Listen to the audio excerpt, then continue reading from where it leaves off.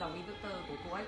Con này sẽ có model là RS4005 MGVKP với dung tích là 442 lít, sẽ phù hợp cho gia đình từ 5 đến 7 người.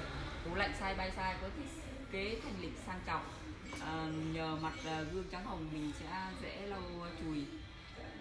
Cái này thì bên em đang bán với giá là 15.990, sẽ được tặng thêm một cái miếng điện không khói.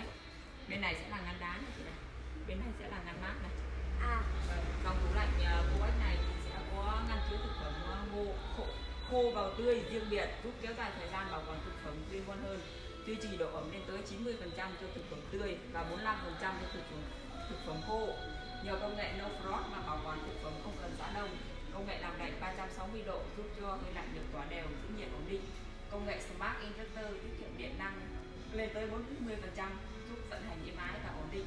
Bên trong này thì sẽ có đèn LED chiếu sáng, sẽ có bảng điều khiển điện tử ở bên